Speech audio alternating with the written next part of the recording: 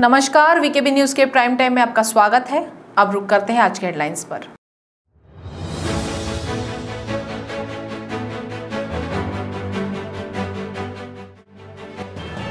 नागपुर के गंगा जमुना परिसर को खोले जाने की मांग को लेकर ज्वाला धोटे ने फिर ली पत्र परिषद। देह व्यापार करने वाली महिलाओं ने भी बताई अपनी आप बीती।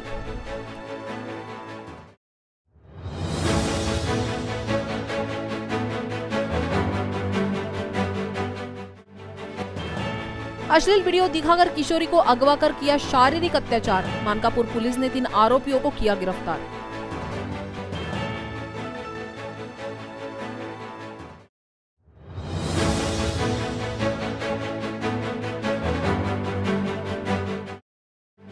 और नागपुर से 2 व्हीलर गाड़ियां चुराकर मध्य प्रदेश में बेचने वाला आरोपी धंतोली पुलिस की गिरफ्त में। चोरी के कुल 12 दुपहिया वाहन पुलिस ने किए जब्त।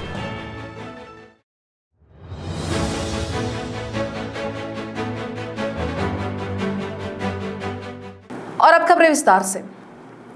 नागपुर के गंगा जमुना परिसर को खोले जाने की मांग को लेकर फिर विदर्भ अन्याय निवारण समिति के बैनर तले पत्र परिषद का आयोजन किया गया। इस पत्र परिषद में ज्वाला धोटे ने देह व्यापार करने वाली महिलाओं की आप बीती उपस्थितियों के सामने रखी। नागपुर के देह व्यापार करने वाले गंगा जमुना परिसर को शहर पुलिस के आदेश के बाद सील कर दिया है, जिसे खुला करने की कितनी कोशिशों के बाद अब तक इसे खोला नहीं गया है। इसके लिए विदर्भ अन्याय निवारण समिति के बैनर तले इसे खुला करने की मांग की गई है। इस बात पर गुरुवार को नागपुर के प्रेस क्लब में एक पत्र परिषद का आयोजन किया गया। इसमें इस आंदोलन की प्रमुख ज्वाला धोटे ने गंगा जमुना को खुला कर देह व्यापार व्यवसाय शुरू करने की मांग की गई है। इस पत्र परिषद में देह व्यापार करने वाली महिलाएं भी अपनी आपबीती सुनाने के लिए मौजूद रही। मानस अमितेश कुमारजींचं दिसत आहे।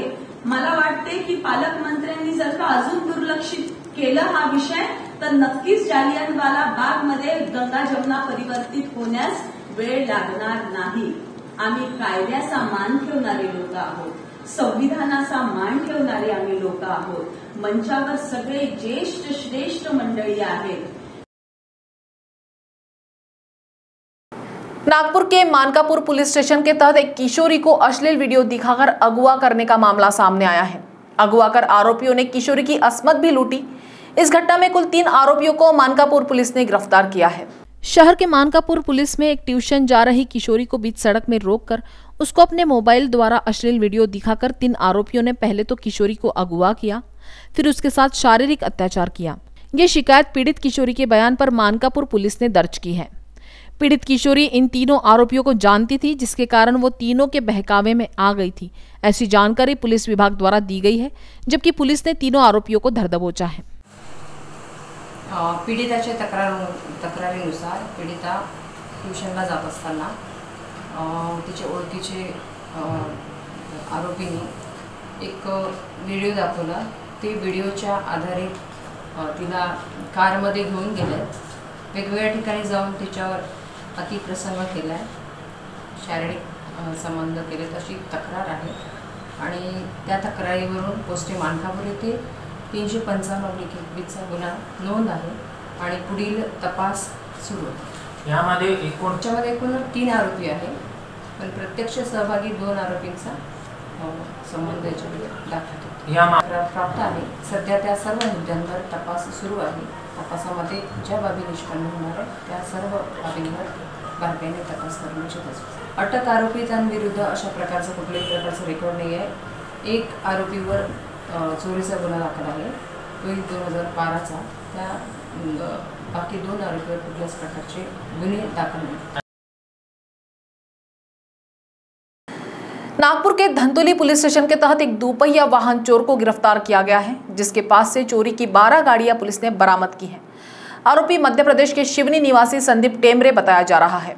नागपुर के धंतोली पुलिस स्टेशन के तहत नागपुर से दुपहिया वाहन चुराकर मध्य प्रदेश में बेचे जाने वाले चोर को पुलिस ने गिरफ्तार किया है, जिसके पास से कुल चोरी की 12 गाड़ियां बरामद की गई है। मिली जानकारी के मुताबिक आरोपी ने अभयंकर नगर स्थित पैथोलॉजी लैब के सामने से एक दुपहिया वाहन चोरी किया था, जबकि यह घटना सीसीटीवी में कैद हो गई थी। जहां तकनीकी का सहारा लेते हुए धंतोली पुलिस ने आरोपी का लोकेशन पता लगवाया, जिसके मदद से पुलिस ने शिवनी जाकर आरोपी को धर दबोचा, जिसने कुल 12 गाड़ियां चोरी करने की बात कबूली है। आरोपी नागपुर से गाड़ी चुराकर मध्य प्रदेश में बेच देता था, जो पेशेवर चोर बताया जा रहा है। डायग्नोसिस पैथोलॉजी समोर अभ्यंकर रोडवर एक ॲक्टिवा गाडी चोरीला गेली होती। त्यावरून तपास पथकला मार्गदर्शन केले आणि त्यांना तेथील आजूबाजूचे CCTV फुटेज वगैरे बघायला सांगितले। त्यावरून आम्हाला एक गाडी घेऊन जाताना दिसून आला। त्यानंतर आम्ही तांत्रिक पद्धतीने त्याच्यावर लक्ष ठेवून त्याला आरोपीला आम्ही शिवनी मध्य प्रदेश इथून अटक केली आणि त्यास अधिक विचारपूस करता त्यांनी जवळपास 12 गाड्या चोरी केल्याचे सांगितले आणि ते सर्व डिटेक्ट करून त्याला आम्ही अरेस्ट केलेले आहे आणि सध्या तो PCR वर आहे। दिल्ली के सेंट्रल विस्टा प्रोजेक्ट को रद्द करने की मांग को लेकर राष्ट्रवादी कांग्रेस पार्टी द्वारा पूर्व विधायक प्रकाश गजभिये और शहर अध्यक्ष दुनेश्वर पेठे इनके नेतृत्व में प्रदर्शन किया गया। मुर्दाबाद मुर्दाबाद मुर्दाबाद अमित शाह मुर्दाबाद मुर्दाबाद मुर्दाबाद राष्ट्रवादी काँग्रेस पक्षाच्या केंद्र सरकार मुर्दाबाद मुर्दाबाद मुर्दाबाद नरेंद्र मोदी मुर्दाबाद मुर्दाबाद मुर्दाबाद अमित शाह मुर्दाबाद मुर्दाबाद मुर्दाबाद केंद्र सरकार मुर्दाबाद। ज्ञात हो कि केंद्र सरकार के सेंट्रल विस्टा इस प्रोजेक्ट को 18,000 करोड़ की लागत से तैयार किया जा रहा है, जिसके बदले शहर एनसीपी ने देश में अस्पताल और उनको लगने वाले संसाधनों और अगर केंद्र सरकार इतना पैसा खर्चा करती तो अच्छा होता, इस मांग को लेकर शहर राष्ट्रवादी कांग्रेस द्वारा नागपुर में प्रदर्शन कर जोरदार नारेबाजी की। इस प्रदर्शन के दौरान एनसीपी के पूर्व विधायक प्रकाश गजभिये और एनसीपी शहर अध्यक्ष दुनेश्वर पेठे के साथ सेंट्रल विस्टा को रद्द किया जाए, ऐसी मांग जिलाधिकारी आर विमला को निवेदन देकर की गई। निश्चितच आता कोरोनाचा संकट देशावरती सुरू आहे आणि अनेक लाखो लोक त्यामध्ये मृत्युमुखी पडले। जगामध्ये हाहाकार सुरू आहे, भारतामध्ये हाहाकार सुरू असताना त्या ठिकाणी म्हणजे जे केंद्र सरकारचं पार्लियामेंट हाऊस आहे किंवा अन्य त्या ठिकाणी नॅशनल मोन्युमेंट्स त्या ठिकाणी बांधलेले आहेत, त्यांना सरळ उद्ध्वस्त करण्याचं काम सुरू आहे। एक दिवशी ते पार्लियामेंट सुद्धा ते उद्ध्वस्त करायला मागे पुढे पाहणार नाही। 18,000 करोड रुपयाचं ते सेंट्रल विस्टा बिल्डिंग बांधण्यात येणार आहे। त्याच्याऐवजी या देशामध्ये म्हणजे एम्स सारखे हॉस्पिटल पाहिजे,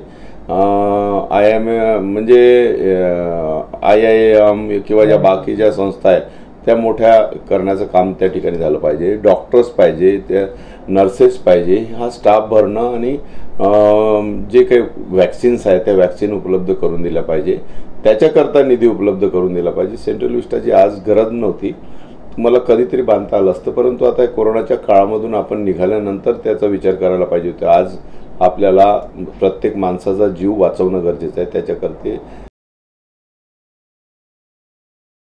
नागपुर के हिंगना टी पॉइंट चौक पर एक टिप्पर की चपेट में आने से एक SRPF कर्मचारी की मौत हो गई। मृतक का नाम सुरेश गोविंद सोनकुसरे बताया जा रहा है, जो SRPF ग्रुप हिंगना में 13D कंपनी में सहायक उपनिरीक्षक पद पर कार्यरत बताए जा रहे हैं। घटना दोपहर 12 बजे के करीब की बताई जा रही है, जहां दुर्घटना के बाद थोड़े समय के लिए यातायात बाधित हो गया था। जबकि ये दुर्घटना किन कारणों के कारण हुई, इसकी अधिकृत जानकारी फिलहाल नहीं मिल पा रही है। जबकि दुर्घटना के बाद मृतक का शव पोस्टमार्टम के लिए भेज दिया गया है।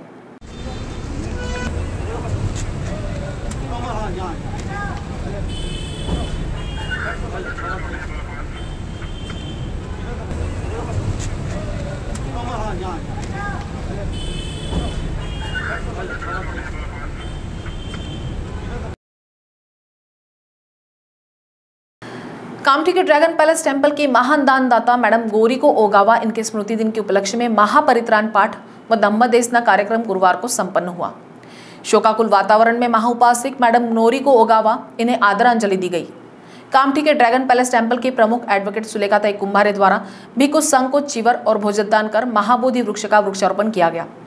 इस दौरान एडवोकेट सुलेखाताई कुंभारे द्वारा जरूरतमंद विद्यार्थियों को शालेय सामग्री का वितरण भी किया गया।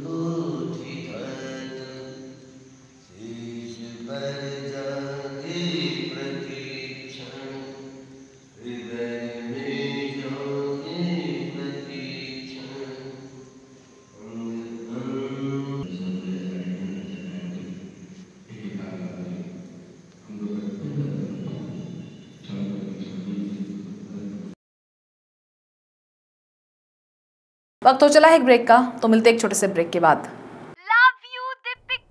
बाय। सब जानना चाहते हैं मेरा फेवरेट कलर, मेरा फेवरेट डेस्टिनेशन, मेरी फेवरेट डिश, पर कोई ये नहीं पूछता कि फेवरेट डिश मैं बनाती कैसे हूँ। अरे यार, जिसे टेस्टी खाना पसंद है वो अच्छे टेस्ट तक पहुँच ही जाता है। सुरुचि मसाले, खाने में हो रुचि तो घर लाइए सुरुचि।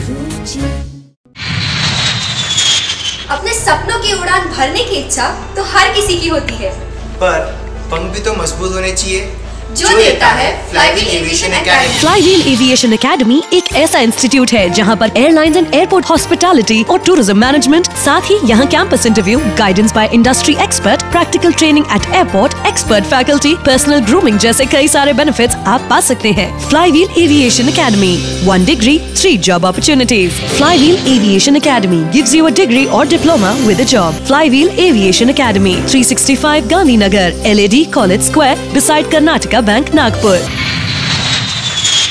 ब्रेक के बाद आपका स्वागत है। मुंबई में CBI में कार्यरत एक सब इंस्पेक्टर के माध्यम से महाराष्ट्र के पूर्व गृह मंत्री के खिलाफ जांच को प्रभावित करने की कोशिश करने के आरोप में अनिल देशमुख के वकील आनंद डागा को आखिरकार CBI ने गिरफ्तार कर लिया है। आगे की पूछताछ के लिए आनंद को दिल्ली ले जाया जाएगा। 29 अगस्त को अनिल देशमुख मामले में CBI द्वारा की जा रही प्राथमिक जांच से जुड़ी एक तथाकथित रिपोर्ट मीडिया में लीक होने की खबर तेजी से वायरल हो गई थी, जिसमें यह दावा किया गया था कि CBI इस नतीजे पर पहुंची है कि अनिल देशमुख द्वारा कोई संज्ञेय अपराध नहीं किया गया है। बाद में CBI को इस बारे में सफाई देनी पड़ी थी कि अनिल देशमुख के खिलाफ जाँच जारी है और उन्हें क्लीन चिट नहीं दी गई है। इसके बाद तेजी से घटनाक्रम बदले और मामले में CBI के आरोपी सब इंस्पेक्टर अभिषेक तिवारी को भी कल रात गिरफ्तार किया गया था। CBI ने दिल्ली और इलाहाबाद में उनके परिसरों पर भी छापेमारी की है। इससे पहले अनिल देशमुख के दामाद डॉक्टर गौरव चतुर्वेदी और अनिल देशमुख के लीगल टीम के सदस्य वकील आनंद डागा को CBI ने हिरासत में लिया था। डॉक्टर गौरव चतुर्वेदी को CBI ने छोड़ दिया था। इससे पहले CBI ने उनसे 20 मिनट तक पूछताछ की। छोड़ने से पहले कहा गया कि ज़रूरत पड़ने पर दोबारा पूछताछ की जाएगी। वकील आनंद डागा पर आरोप है कि वे CBI के निचले अधिकारी को रिश्वत देकर जांच रिपोर्ट के मैनिपुलेशन में और उन्हें लीक करने की जुगाड़ में लगे हुए थे। बाद में वकील आनंद डागा को CBI ने गिरफ्तार कर लिया। नागपुर के ST में प्रवास के दौरान हुई मित्रता में शादी का झांसा देकर एक युवती पर NDRF जवान ने बलात्कार किए जाने का मामला सामने आया है, जहां इस मामले में आरोपी ने पीड़िता के साथ मैत्री कर प्रेम किया, जिसके बाद उसके साथ धोखा करने का मामला गणेशपेट पुलिस में दर्ज किया गया है। गणेशपेट पुलिस ने आरोपी NDRF जवान रुपेश लक्ष्मण लांडगे पुणे का है, जो गोंदिया निवासी युवती की 2015 में स्पर्धा परीक्षा की तैयारी कर रही थी। तभी ST स्टैंड से गोंदिया के प्रवास के दौरान उसके रुपेश से मित्रता हुई, जो प्रेम संबंध में बदल गई। रुपेश ने शादी करने का झांसा देकर उससे गणेशपेट थाना परिसर में शारीरिक संबंध बनाए। इसके बाद कई स्थानों पर ले गया। NDRF में सिपाही की नौकरी लगने से वह पुणे चला गया। कुछ समय पहले रुपेश ने दूसरी युवती से शादी कर ली। इसका पता चलने पर पीड़िता रुपेश के पुणे स्थित घर भी गई। रुपेश ने शादी से इनकार करते हुए पीड़िता को धमकाया। पीड़िता ने गोंदिया पुलिस में शिकायत दर्ज कराई। गोंदिया पुलिस ने बलात्कार का मामला दर्ज कर जांच गणेशपेट पुलिस को भेज दी है। गणेशपेट पुलिस ने जांच आरंभ की है। त्याचा अपराध क्रमांक आहे 379/21, कलम आहे 376(2). सदरचा गुन्हा हा गोंदियामध्ये दाखल झाला होता। तो आपल्याकडे ट्रान्सफर झालेला आहे तपासासाठी। त्याची हकीकत अशी आहे, यामध्ये जी बळीत महिला आहे ती गोंदियाची रहिवासी आहे आणि पुण्याला MPCचा अभ्यास करायची। त्यामध्ये अभ्यास करत असताना त्याची ओळख आरोपी नामे रुपेश लक्ष्मण लांडगे राहणार चाकण याच्याशी झाली। ओळखीचं रूपांतर प्रेमात झालं। दोघांच्या मध्ये त्यानंतर शारीरिक संबंध प्रस्थापित झाला। मुलाने मुलीला लग्नाचा आमिष देऊन वारंवार तिचे शारीरिक संबंध प्रस्थापित केले आणि त्यानंतर तो लग्नाला नकार देत होता। म्हणून बळीत मुलगी आहे यातली तिने गोंदिया येथे सदरचा गुन्हा दाखल केला आणि सदरची घटनास्थळ आहे ते गणेशपेट पोलीस स्टेशनच्या हद्दीतलं आहे। त्यामुळे तो गुन्हा इकडे वर्ग झालेला आहे तपास करून। सध्या तो तपासावर असून यातील आरोपीला तात्काळ अटक करण्याची तजवीज ठेवली आहे। आरोपीचा शोध चालू आहे। महाराष्ट्र के मुख्यमंत्री उद्धव ठाकरे और वरिष्ठ मंत्रियों ने बुधवार को राजभवन में राज्यपाल भगत सिंह कोश्यारी से भेंट की और उनसे पिछले साल मंत्रिमंडल द्वारा राज्यपाल के कोटे से विधान परिषद के सदस्य के तौर पर मनोनीत किए जाने के लिए भेजे गए नामों को अब और बिना देरी किए मंजूरी देने का अनुरोध किया। बुधवार को राज्यपाल से मिलने पहुंचे मुख्यमंत्री उद्धव ठाकरे के साथ एनसीपी नेता व उप मुख्यमंत्री अजीत पवार और कांग्रेस नेता व राजस्व मंत्री बालासाहेब थोराट थे। अजीत पवार ने संवाददाताओं से कहा कि हमने राज्यपाल को बताया कि विधान परिषद में मनोनीत किए जाने के लिए राज्य मंत्रिमंडल द्वारा भेजे गए 12 नामों को यदि वह मंजूरी दे देते हैं तो बेहतर होगा। हमने उनसे यथाशीघ्र नामों को मंजूरी देने का अनुरोध किया। उन्होंने हमारी बातें सुनी। हमने कहा कि राज्य मंत्रिमंडल से मंजूरी मिले काफ़ी वक्त गुजर गया है। राज्यपाल ने कहा कि वह उपयुक्त निर्णय लेंगे। महाराष्ट्र सरकार ने मनोनीत सीटें पिछले साल जून में रिक्त हो जाने के बाद नवंबर में उच्च सदन के लिए 12 नाम मंजूर किए थे। राज्य मंत्रिमंडल के इस प्रस्ताव पर कोश्यारी द्वारा निर्णय लेने में देरी उनके और महाराष्ट्र विकास आघाड़ी सरकार के बीच टकराव का एक बड़ा कारण बन गया है। कोविड संक्रमण के चलते पिछले 1.5 साल से थमे प्रशासनिक कार्यों को पूर्ववत करने का प्रयास किया जा रहा है। इसके साथ ही कोविड की संभावित तीसरी लहर को देखते हुए आवश्यक उपचार संबंधी तैयारी की जा रही है। नागपुर में एम्स जैसी बड़ी इमारत तैयार स्थिति में है। नियमों का पालन करें, इसीलिए सभी विभाग प्रमुखों को उनके कार्यालयों में कोविड संक्रमण रोकने के लिए आवश्यक उपाय करने से संबंधित पत्र जारी किए गए हैं। उपरोक्त जानकारी विभागीय आयुक्त प्राजक्ता लवंगारे वर्मा ने दी। लवंगारे ने बताया कि डेल्टा के मरीज मिलने पर संबंधित इलाके में सर्वे भी कराया जा रहा है। उन्होंने कोविड संक्रमण के उपचार संबंधी कार्यों के लिए आवश्यक मनुष्य बल की कमी और निधि उपलब्धता को लेकर भी विस्तृत चर्चा को लेकर जनजागृति करने पर जोर दिया जा रहा है। तब्बल 1.5 वर्ष पावणे 2 वर्ष आपण कोविडशी सामना करत असताना लोकांचे जे काही रूटीन प्रश्न आहेत किंवा दैनंदिन प्रश्न आहेत महसूलच्या निमित्त किंवा विकासाची योजना याच्यामध्ये आपल्याला खूप काम करून घेणं आता आवश्यक झालेलं आहे। म्हणून आमच्या सगळ्या कलेक्टर्स निवडणं आमचं जे दैनंदिन कामकाज आहे ते आता परिस्थितीमध्ये थोडंसं त्याला स्पीड होती, ती कामं होत नव्हती, तर आता पुन्हा आपण पूर्ववत करण्याचा प्रयत्न करत आहोत। कोविडची तयारी ही आपण चालू ठेवतोच आहे।